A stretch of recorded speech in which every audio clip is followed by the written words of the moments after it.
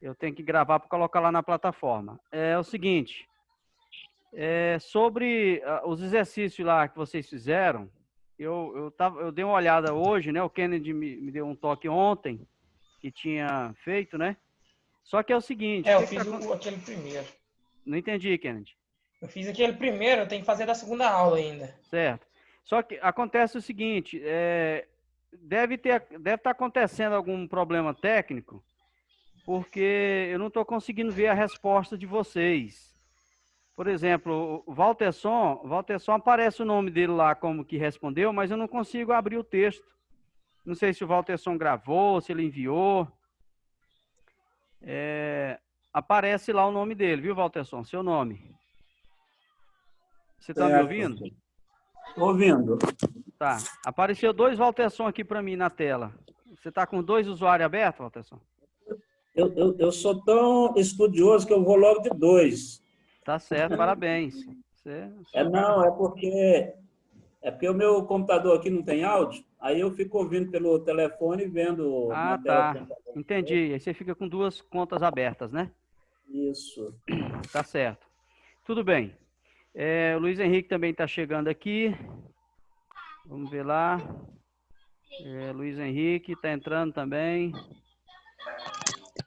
Luiz Henrique, bem-vindo, tudo bem? Está me ouvindo, Luiz Henrique? Estou ouvindo, sim, paz do Senhor. Paz do Senhor, tranquilo, né? Então é o seguinte, pessoal, nós vamos resolver a questão dos nossos exercícios. Você não conseguiu ver nenhum?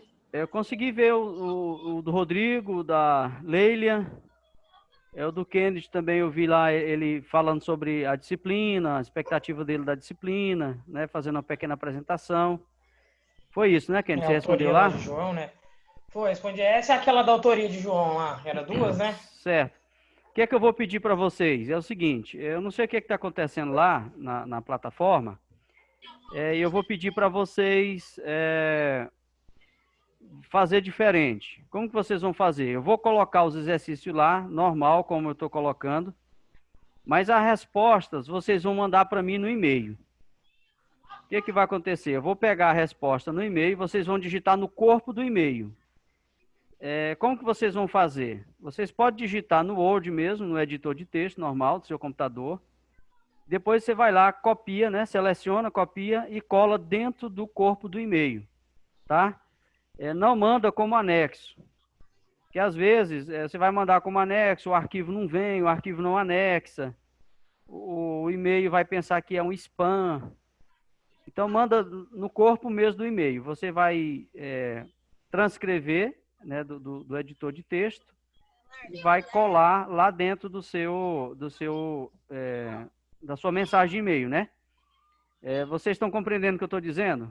Ou tem alguém que está assim meio voado? Sim. Estou compreendendo. Professor, estou entendendo. Né? Então, deixa eu... Eu não estou conseguindo acessar a plataforma porque eu não fiz sua matrícula e aí o professor Ips falou que eles iam liberar lá para mim. Tá. Mas eles não liberaram. Não tem assim, como pôr essa pergunta no grupo, não? Essas questões? Tem jeito. Eu vou transcrever, vou copiar as perguntas lá dos exercícios e vou mandar no grupo. Aí você pega as perguntas, né, e vai acessar o texto, né? O texto. Agora, tem a questão dos vídeos, que eu vou ter que colocar, então, no grupo também o link dos vídeos para a gente assistir, né? Porque se alguém não acessa a plataforma, não vai poder assistir os vídeos. Mas como ele está no YouTube, fica fácil. É facinho a gente passar por isso. Eu mando o link, né, do vídeo do YouTube, e aí vocês abrem lá no grupo e assistem e fazem as tarefas, né, que devem ser feitas. Beleza? Então, beleza. Assim que terminar a aula hoje já tem o exercício de lá, né? Nós temos 2 exercícios também da aula 3, que é a aula de hoje. E aí eu vou fazer igual o Luiz está pedindo. Eu vou pegar as perguntas lá, colocar no grupo, e a resposta você vai responder você responde no seu computador e copia e cola dentro do corpo do e-mail. O corpo do e-mail é aquela tela que você abre lá no Gmail, acho que a maioria usa Gmail ou Hotmail. Quando você vai escrever a mensagem, aparece uma telinha para você digitar, não aparece? Quando você vai escrever uma mensagem de e-mail. Então, lá naquela tela, você pode colar o texto, tá? Você cola lá a pergunta e embaixo cola a resposta e clica em enviar. Que aí eu sei que veio, já vem no seu nome mesmo, aí eu vou ver lá a pergunta e a resposta. E referente a qual aula, né? Então, não vai ter, eu creio que não vai ter dificuldade nenhuma para isso, certo? E aí, assim, a gente evita de alguém tentar responder, não conseguir, ficar para trás, perder ponto, né, e etc.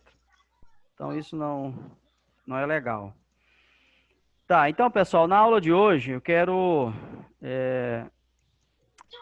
compartilhar com vocês, eu estou com uma tela aqui para compartilhar, que é o nosso... Um minutinho, não é essa aqui, não. Deixa eu ver qual é a tela aqui que a gente vai compartilhar. Essa aqui. Vocês estão conseguindo ver a tela? Sim. Beleza. Então, hoje nós vamos ver a nossa terceira aula, que é o estilo apocalíptico. O estilo apocalíptico, ele é um gênero, né, literário, que ele está contido também, esse gênero está contido no livro do Apocalipse. E é importante a gente entender esse estilo, né, ou esse gênero, para que a gente possa entender também o Apocalipse, né? Na aula passada, nós discutimos, né, sobre... foi a autoria que nós discutimos? Quem lembra? Data, professor. Nós discutimos a data com a versão perspectiva do Carlos. Ah, tá. Então foi sobre a data, né? Isso. Que aí nós tivemos aquelas 3 datas, 2 principais, né? Que variam entre Nero e Domiciano, né? Isso. Beleza. E ficou acertado que a data mais coerente, né? A data mais certa seria a data do final do reinado de Domiciano, né? Isso. A data mais próxima ali do Apocalipse, né? Tá. Então, hoje, agora nós vamos ver sobre a questão do estilo, né? O estilo apocalíptico. Tá. Esse estilo é importante a gente entender para interpretar o Apocalipse. Toda a Bíblia tem o seu estilo. Nós temos, por exemplo, os livros históricos, né? Que tem o estilo histórico, bíblico. Nós temos um estilo também chamado profecia, que é o estilo profético.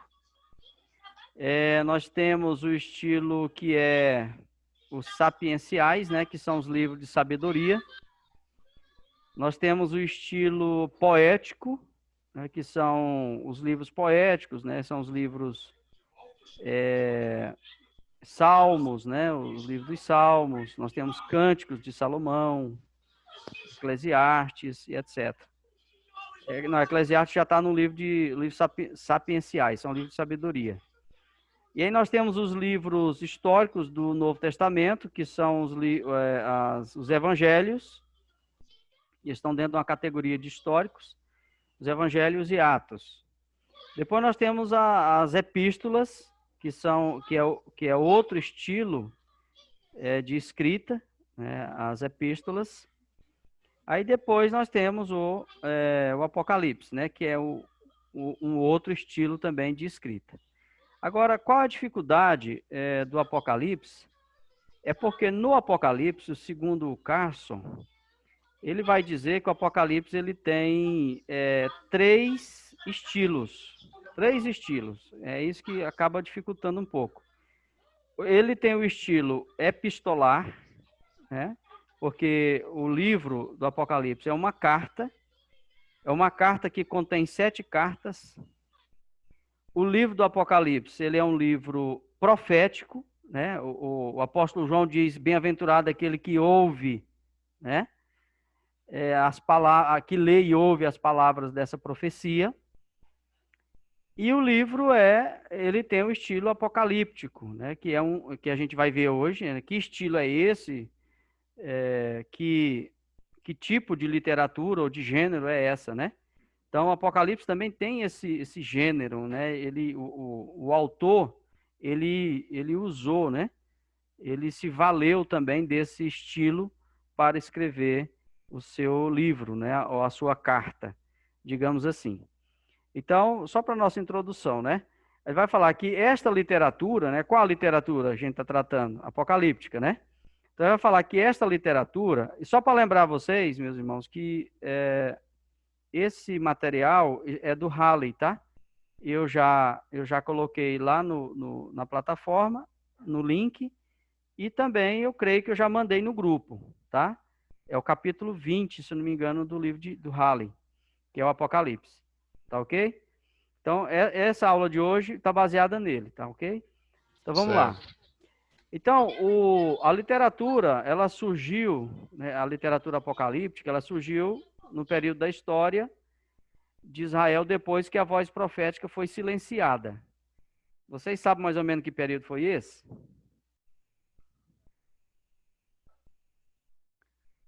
Vocês que estão comigo aí na aula? Voz profética? O último profeta foi João Batista, né? Tá, mas olha só o que ele está dizendo, que a literatura apocalíptica, ela surgiu no período da história de Israel, depois que a voz profética foi silenciada. Então, a minha pergunta é, que período é esse que a gente pode definir? Depois que os profetas morreram. Teria aquele período entre o Antigo Testamento e o Novo? Exatamente. Foi o Kennedy que respondeu, né? Isso. Kennedy, exatamente. Esse período entre o Antigo Testamento e o Novo Testamento é chamado de o silêncio de Deus, é o silêncio profético, um período intertestamentário, né? Então, esse período, foi nesse período que o livro, né, esse gênero, né, esse gênero literário, ele surgiu. Foi nessa época que apareceram, eu não sei se a gente discutiu isso aqui na aula passada, foi nessa época que apareceu vários escritos escatológicos, vários livros foram escritos, escatologia de Enoque, escatologia de Moisés, uma série de coisas foram escritos. Agora, por que esses livros, que esse material, que essa literatura, por que ela aparece nessa época? Aí nós temos a resposta, né? Nós vamos ver aqui exatamente por que ela aparece justamente nessa época. Então ele vai falar aqui, ó, durante tempos de severa perseguição, livros apocalípticos surgiram na ausência de um profeta para responder a pergunta, por que o justo sofre, né? Então, olha só, na ausência, né, dos profetas, surgiram então esses livros apocalípticos. Qual era a função deles? Responder por que o justo sofre. Os livros apocalípticos pretendem ser uma revelação divina, geralmente através de um intermediário celestial, que no caso, né, do Novo Testamento que a gente está estudando, os intermediários celestiais são os anjos, né, que aparecem muito lá no livro. Alguma pessoa proeminente na história passada da nação, na qual Deus promete vingar seu povo sofredor, destruir toda impiedade e trazer a paz duradoura. Então, olha só, Apocalipse, o gênero Apocalipse tem essa função. Qual é a função dele? De trazer, vou voltar aqui o slide, de trazer, né, uma intervenção divina, através de intermediários celestiais, de pessoas proeminentes da história, do passado, através da qual Deus vai vingar o seu povo que está sofrendo e vai trazer uma paz duradoura. Então, essa é a expectativa da literatura apocalíptica, né? Então, qual é a diferença entre a profecia e o texto apocalíptico? O Halley vai dizer o seguinte, a profecia, ela lidava com as obrigações éticas do período em que o profeta escreveu, ou seja, o profeta estava no seu tempo, escreveu no seu tempo, e tem a responsabilidade ética e as obrigações do seu tempo. O texto apocalíptico, né, que, por sua vez, ao passo que o texto apocalíptico, ele centralizava-se num tempo no futuro, quando Deus iria intervir catastroficamente para julgar o mundo e estabelecer a justiça. Tá vendo? Então, o Apocalipse de João, ele vem trazendo, vocês estão percebendo aqui o que o Halley está dizendo, nós não estamos estudando o Apocalipse agora, só para vocês terem uma ideia, nós estamos falando do gênero apocalíptico, né? De uma literatura que João usou, e essa literatura ele traz desse período aqui, esse tipo de literatura. E é exatamente isso que a gente observa no seu livro. Olha aqui, ó, o texto apocalíptico centralizava-se num tempo no futuro, é o que João faz lá, quando Deus iria intervir catastroficamente para julgar o mundo e estabelecer a justiça. Ou seja, lá no livro de João a gente tem as catástrofes, né? Nós temos lá 3 categorias. Nós temos, primeiro, quais são as categorias? Nós temos lá as trombetas, primeiro os selos, né? Não é isso que a gente tem lá no Apocalipse? Quem está comigo? Ô, professor, só uma dúvida nessa questão do gênero apocalíptico e profético, né? Quando uma profecia ela é de duplo cumprimento, então ela tem os 2 gêneros, apocalíptico e profético? Porque a profecia, ela pode ser, como é que a gente fala? Ela prevê o futuro, né? Então ela tem aspecto escatológico porque ela prevê futuro, ela pode ser uma profecia para o futuro, um futuro longo, um futuro mais próximo, um futuro remoto, né? Um futuro mais próximo, a curto prazo, digamos assim. Então a profecia ela pode ter aspecto escatológico, porque geralmente as profecias são para o futuro. Agora, Deus pode revelar, através da profecia, coisas do presente, né?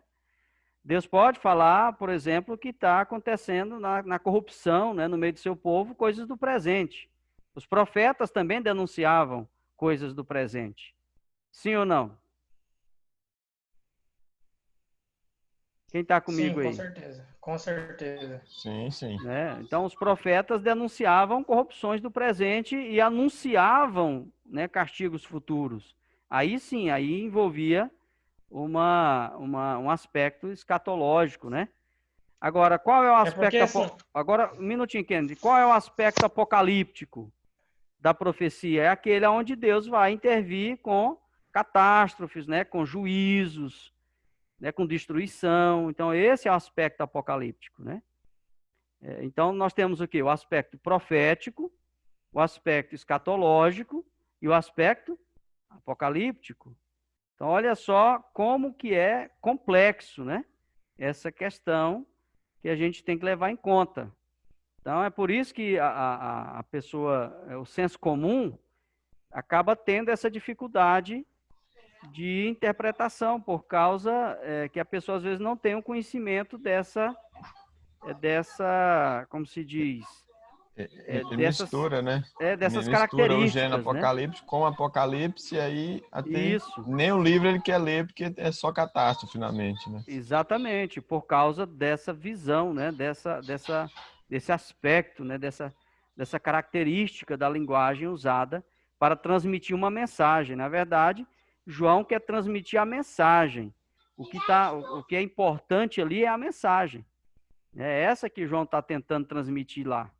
E aí, às vezes, a pessoa coloca os aspectos apocalípticos acima da mensagem, e aí acaba o Apocalipse acaba cobrindo, né?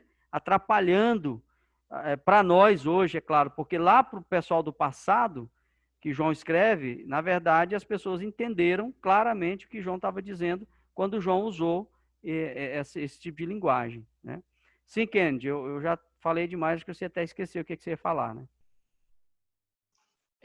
Tipo assim, porque o senhor falou e respondeu minha pergunta em parte, mas eu falo assim na questão de uma profecia de duplo cumprimento, que ela tem aplicação, a mesma profecia tem aplicação para o presente, mas também aplicação para o futuro, dentro da mesma profecia. Certo.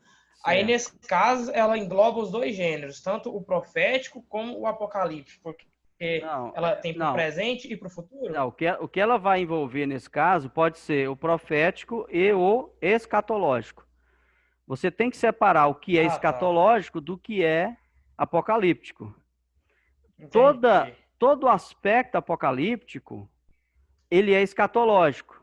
Mas nem toda escatologia tem apocalipse. Eu não sei se ficou claro aí para Eu vocês. entendi. Ficou, né? Para mim ficou. Para mim Beleza. ficou claro. Então vamos dar uma continuada aqui, olha aqui. Senão, é porque são muitos slides, senão a gente não consegue terminar. Um método, né? Nós estamos falando aqui da definição do texto apocalíptico. Um método para definir o texto é definir o texto por 3 aspectos óbvios, que são a forma, a função e o conteúdo. Cada um destes tem certas características que precisam ser observadas. Então, o que o Halley está dizendo? Para eu definir o texto apocalíptico, eu preciso entender esses 3 aspectos. Quais são? Quais são os aspectos? Forma, função e conteúdo. Forma, função e conteúdo. Então vamos lá. Deixa eu voltar aqui. A forma como tendo pseudonímia, né? Ou anonímia. O que é isso? Ela tem a forma, ela é composta por pseudonímia, ou seja, não há um autor específico, né? A pessoa ela é anônima, ela escreve, não se revela.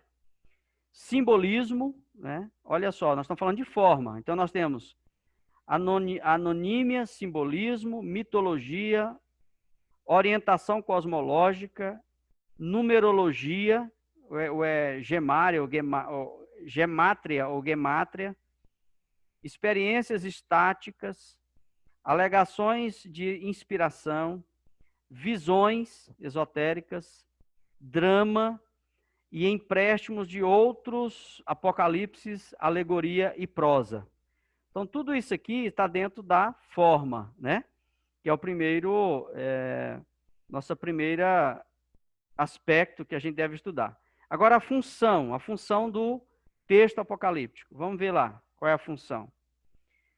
A função, ele vai dizer, a função ou propósito, né, do texto, como respondendo às necessidades que surgem das perseguições, né? Isso aqui nós vimos, a questão da perseguição, lá da data, né? A data do livro do Apocalipse, a gente estudou um pouco sobre perseguições, resolvendo o problema colocado pela justiça de Deus e o sofrimento do homem, que é chamada teodiceia, e expondo os objetivos do nacionalismo. Então, que isso aqui é a função do texto apocalíptico, né? O propósito dele.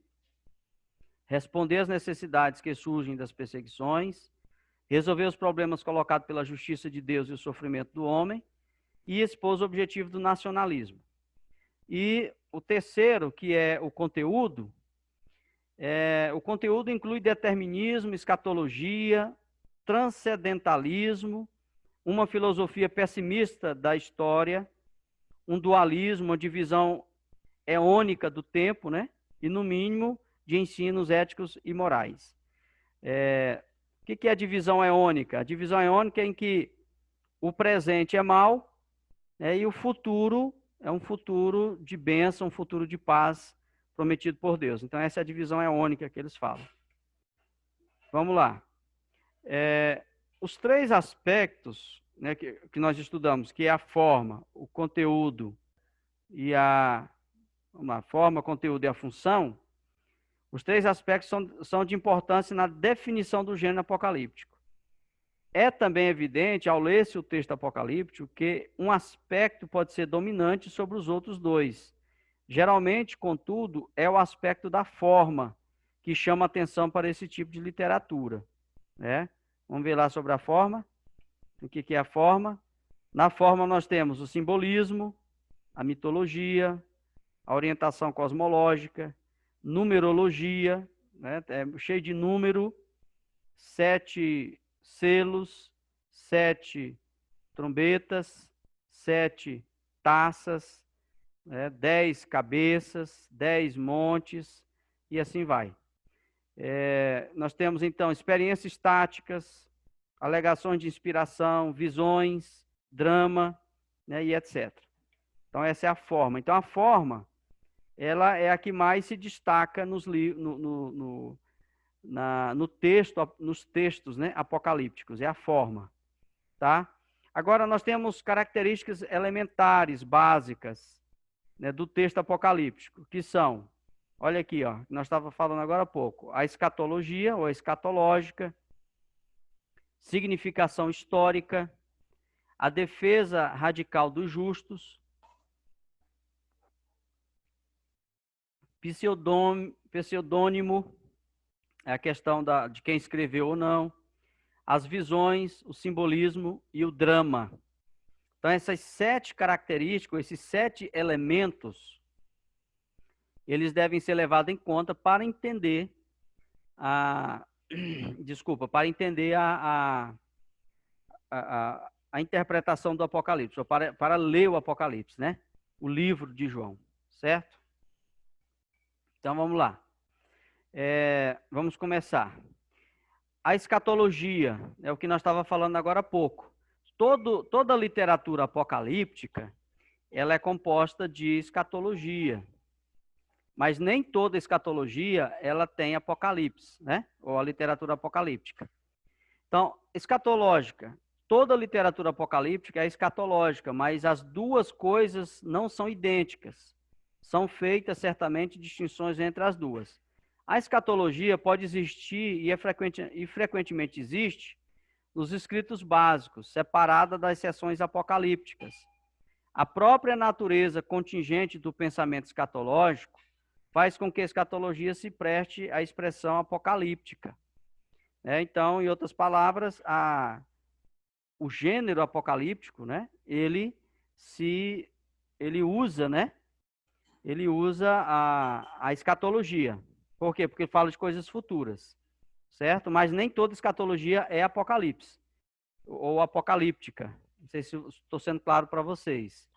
Por outro lado, o apocalíptico é sempre escatológico, seja explícita ou implicitamente, né? Ou seja, por que o aspecto apocalíptico é escatológico? Porque ele vai tratar de coisas futuras, e a escatologia é coisa futura, né? Então, a escatologia olha para um tempo futuro, quando Deus irromperá catastroficamente no mundo do tempo e do espaço para julgar sua criação. Há uma distinção a ser feita entre profecia escatológica e o apocalíptico. Profecia escatológica, ela predisse o futuro que deverá surgir no presente, ou do presente. E os apocaliptistas predisseram o futuro que deverá irromper no presente. Então, há uma diferença da profecia, que o futuro surge do presente, e o Apocalipse, que o futuro irrompe no presente. Ele é como se ele vem de repente, né?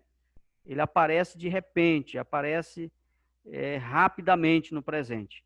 Ao passo que a profecia, ele vai surgindo do presente. Esse aqui, o Apocalipse, irrompe no presente. Então, tem essa diferenciação. Agora, a significação histórica. O apocalíptico mantém a tensão entre a história e o escatom. O apocaliptista escreve dentro de uma estrutura histórica para assegurar o leitor acerca da intervenção divina. Isto é, caracteristicamente feito retraçando-se a história na forma de profecia, para falar as condições da época da escrita. Os elementos da situação histórica real são representados pelas imagens do livro. O conhecimento da situação histórica auxilia a interpretação da mensagem. Professor, um exemplo aqui, só para ficar mais claro na minha mente. Por exemplo, as profecias sobre o cativeiro babilônico seriam profecias escatológicas. Certo. E não apocalíptica, ou seria o contrário? Vamos ver se... Vamos chamar os colegas aqui para o debate. Vocês escutaram a pergunta do Kennedy. E eu gostaria que vocês agora participassem, ajudando aqui, até vocês vão me ajudar também para saber se eu consegui ou não transmitir a mensagem para vocês sobre profecia e sobre escatologia. É profecia escatológica e apocalipse. Essa é a diferença. Vocês podem me ajudar? O Kennedy falou o seguinte: a profecia do cativeiro babilônico, por exemplo, ela é escatológica e apocalíptica, ou ela foi somente escatológica, ou ela apresenta os dois aspectos? Quem pode começar? É só levantar a mão e falar. Os demais vão ficar assistindo. Quem tá com a câmera ligada, né? Tem muita gente que está com a câmera desligada. Vamos lá. Rapidão para a gente... Vai lá, Luiz Henrique. Professor, dentro da colocação que foi feita, no que eu consegui entender, é que no caso do cativeiro, ela não é apocalíptica. Certo. Ela não é pela questão que ela vai se desenrolando e a partir do momento que a profecia surgiu, ela vai acontecendo da forma que o Kennedy colocou, de forma gradual, ela vai se desenrolando e vai chegando. Tudo vai se acontecendo. Na maneira que eu entendi, na outra questão, ela simplesmente acontece, culmina naquilo ali. Certo. Então, o Luiz Henrique diz que a profecia, ela é escatológica, mas não apocalíptica. É isso, Luiz? Isso. Tá. Quem mais quer participar? Nós temos 4 minutos aqui para encerrar essa primeira sessão. E eu queria que a gente continuasse aqui o debate antes de encerrar essa sessão. Depois a gente volta e dá continuidade no nosso slide. Vamos lá. Então, o Luiz falou que a profecia, por exemplo, do cativeiro babilônico foi uma profecia escatológica e não apocalíptica. Quem mais quer ajudar? Quem mais quer contribuir conosco aqui?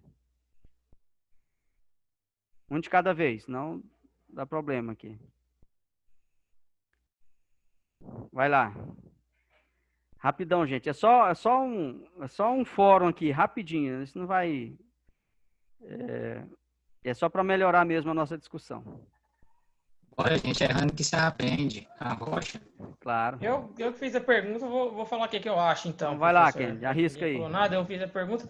Assim, eu acho que ela vai ter os dois gêneros, por quê?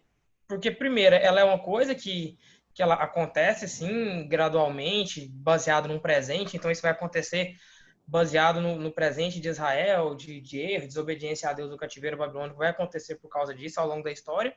Uhum. Mas eu acho também que ela é apocalíptica, porque Deus, ele meio que ele, como é que eu posso dizer? Não é interrompe a história, mas meio que ele interfere na história de Israel, tipo assim, de uma vez para quebrar tudo e rebentar. E aí eu imagino que possa ter alguma coisa de apocalíptica por causa disso. Certo. Mas assim, e ela foi escatológica? Sim, escatológica com certeza. Certo. Quem mais? Nós temos 2 minutos, Professor, 2 minutos e meio. A escatologia, ela não vai falar mais acerca das coisas do fim? Do futuro. Do futuro. Tudo está relacionado ao futuro. Isso. São as últimas coisas, né? É isso que a gente fala de escatologia. Porque nesse sentido ela não estaria tão ligada à escatologia, mas a apocalipse, ao estilo apocalíptico. Talvez essa culminar no julgamento e tudo. É porque é o seguinte, Rodrigo, a escatologia não significa só fim, mas significa coisas futuras, né? Coisas que vão acontecer no futuro. Então, é escatológica, as últimas coisas, as coisas do futuro, né? Entendi. Então, assim, ela foi escatológica para quem viveu antes dela, né? Entendi. Entendeu? Para quem viveu antes dela, ela foi escatológica. Porque ela estava predita para o futuro. Então, ela foi apocalíptica. Quem mais quer contribuir? Obrigado aí, Kennedy. É isso aí. Quem mais quer contribuir? Rapidinho, nós temos 1 minuto e 20 para encerrar essa primeira sessão. Eu poderia falar, vai, Lilian. A Leila quer arriscar? O Walterson? Eu só vou falar. Pode falar? Claro, claro. Na, Tem o na Ciarley, né, concepção também, que eu tive, eu tô com o Luiz, eu acho que ela é escatológica. Mas eu não sei, assim, para descrever, já ainda é complicado para descrever. Tá, entendi. Então, para você, ela é escatológica e não apocalíptica, né? Sim, para mim é, assim, pelo que eu entendi, né? Pela concepção. Certo. Tá. Mais alguém? Então, a Lília já falou, o Luiz, o Rodrigo. Oi? Pela sequência dos fatos, eu fico com os meninos que ela é escatológica também. Certo.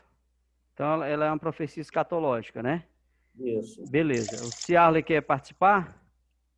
Eu quero participar, mas eu estou viajando aqui. É a primeira aula que eu estou participando aqui, professor. Bem-vindo, meu amigo. Bem-vindo. Bem-vindo, viu?